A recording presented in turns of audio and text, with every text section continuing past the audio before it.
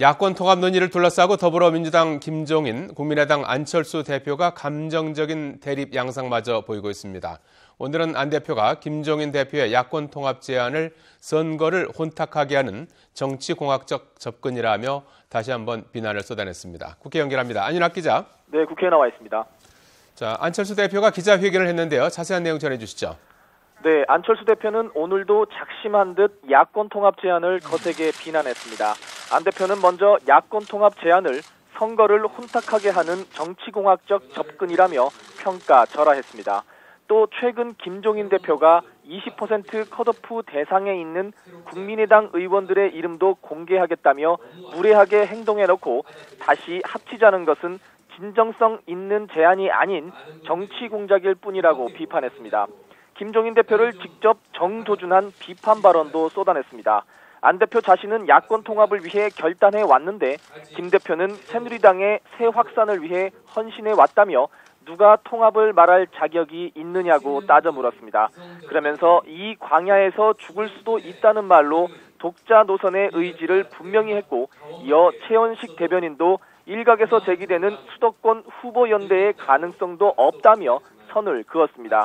이에 대한 김종인 대표의 반응은 아직 나오지 않았습니다. 오후 3시로 예정된 총선 응원과 뮤직비디오 촬영 일정을 마치고 어떤 입장이 나올지 주목되는데요. 다만 어제 전북에 내려가선 야권이 분열된 상태로 안 대표의 목표인 개헌 저지선을 달성한다는 건 어불성설 같은 소리라며 직격탄을 날렸습니다. 또 유권자들은 대단히 현명해 이번 총선을 여당과 제1야당의 싸움이라고 생각하지 그 외 정당엔 별 관심을 안 갖는다고 지적했습니다. 자, 양당 공천 진행 상황도 살펴보죠. 먼저 새누리당은 오늘 김무성 대표의 공천 면접이 진행됐다고요? 네, 그렇습니다. 현장 기자들이 전해온 바로는 조금 전 김무성 대표가 공천위원회의 면접을 마치고 면접장을 나온 것으로 파악됐는데요. 각종 기자들의 질문에 아무 말 없이 대표 회의실로 들어간 것으로 파악됐습니다. 김 대표는 그동안 상향식 공천 원칙을 강조하며 현역 물갈이를 중시해온 이항구 공천위원장과 대립각을 세워왔는데 오늘은 각각 예비 후보와 면접관 자격으로 자리를 마주하게 돼 어떤 얘기가 오갔을지 면접 분위기는 어땠을지 관심이 집중되고 있습니다. 오늘 오후에는 또 친박계 핵심인 최경환 의원의 면접이 예정돼 있습니다. 최 의원은 최근 공천살생부 논란과 관련해 김 대표를 겨냥해 얼버무릴 일이 아니라며 날을 세우기도 했는데요. 이런 가운데 공천위원회는 지난 4일 1차 공천심사 결과를 발표한 데 이어 이번 주 초에는 2차 심사 결과를 공개할 예정입니다. 특히 1차 때와는 달리 이번에는 현역 의원이 있는 지역구에 단수 공천이나 우선 공천이 대거 발표되며 사실상의 현역 컷오프가 본격화될 것으로 보여 당내 긴장감은 최고조에 달할 전망입니다.